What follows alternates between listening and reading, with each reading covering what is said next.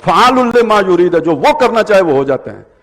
ہمارا ملک اس طرح بچتا رہا، کبھی ہمیشہ آ کے خضر دیوار سیدھی کرتا رہا. آپ 65 میں سوئے ہوئے تھے، آپ کو امریکہ نے طفل تسلی دی ہوئی تھی انڈیا کبھی حملہ نہیں کرے گا، آپ آرام فرما رہے تھے. یہ کس نے ان کے دلوں میں روب ڈالا کہ ہم کہیں گھیرے میں تو نہیں آ رہے؟ کس نے دل میں یہ بات ڈالی؟ وہی ہے. آپ نے تو کرپشن میں سب کچھ کر لیا، لیکن آپ سائیکل بھی نہیں بنا سکے، پر ایٹم بم بن گیا. ویسے میں تو سوچتا ہوں اس لیے بنایا تاکہ ہمیں لڑنا نہ پڑے. بھائی ڈیٹرنس ہے نا، نیت تو یہ ہے، لیکن اللہ نے بنوا دیا. اللہ کا اپنا مشن ہے، کیوں بنوایا وہ تو اللہ جانے نا. وہ تو کبھی جب داؤد گوپیا گما کے مارے گا یہودیوں کے سر پہ تب پتہ چلے گا نا کہ یہ کیوں بنوایا تھا اللہ نے. ابھی تو آپ نے صرف اس لیے بنایا کہ لڑنا نہ پڑے. تو کہنے کا مقصد یہ تھا اللہ تعالیٰ اپنے وہ جو بھی اس کا ارادہ ہوتا ہے اسے پورا کر کے چھوڑتا ہے. اس سارے میں لگتا یہ ہے کہ اس جو بھی یہ خطہ ہے ہندوستان کا اور یہ جو پاکستان ہے، یہ جو غریب قوم ہے، وہ جو یتیم، وہ جو دیوار ان کی سیدھی کرتا رہتا ہے، اس دیوار کی تہ میں اس قوم کا خزانہ ہے. اور یہ خزانہ مال و دولت کی صورت میں بھی ہے. وہ رکو ڈک ہے اور فلانا ہے اور فلانا ہے. سوچیں آج یہ نکل آئیں تو یہ سارا کھا جائیں.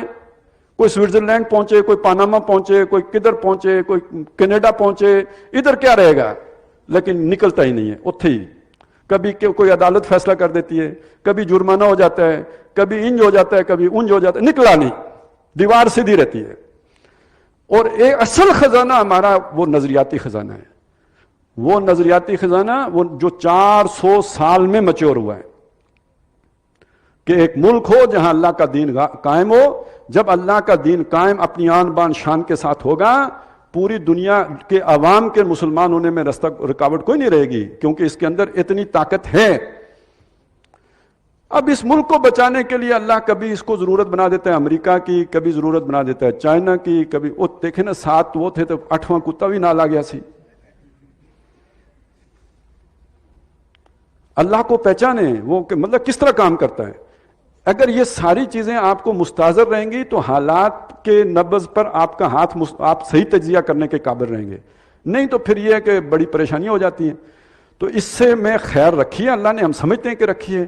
اور یہ ساری جدوجہد ہم اس لیے کرتے ہیں کہ وہ سپرٹ باقی رہے. کم از کم چلیں کہیں مریض بھی ہو تو لیکن وہ کبھی نہ کبھی کام آئے گی. اور یہ یقینی بات ہے کہ یہ سارا سٹرکچر بھی کام آئے گا، ہمارے ہتھیار بھی کام آئیں گے، فوج بھی کام آئے گی. لیکن یہ ذہن میں رکھیں کہ جو اوپر اس وقت کور ہے وہ یا تو جان بوجھ کر یا یہ کہ وہ پوری طرح شعور اور ادراک کے ساتھ وہ اس مطلب وہ تو سمجھتے ہیں اس کے بغیر ہم چل ہی نہیں سکتے، اس ڈیل کے بغیر چلا ہی نہیں جا سکتا. جب تک ہمارا وہاں پہ وہ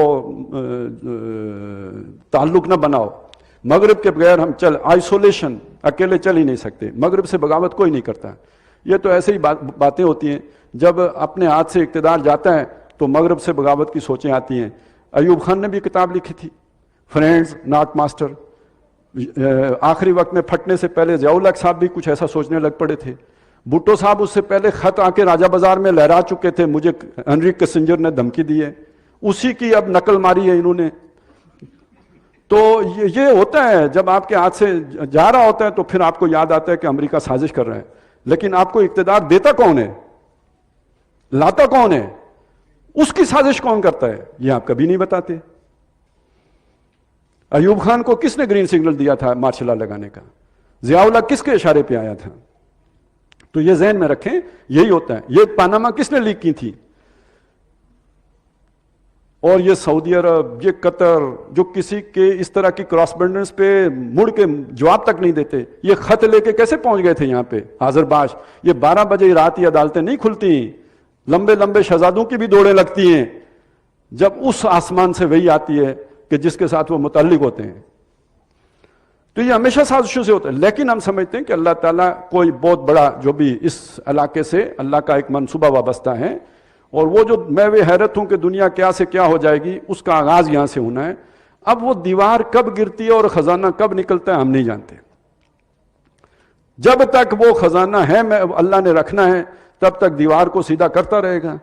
اور جب وہ سمجھے گا کہ بھئی اب یہ کام جو ہے وہ پورا ہو گیا, وہ بڑے ہو گئے ہیں بچے اور سیانے ہو گئے ہیں, تو اس وقت وہ جو خزانہ پھر ٹھیک ہے.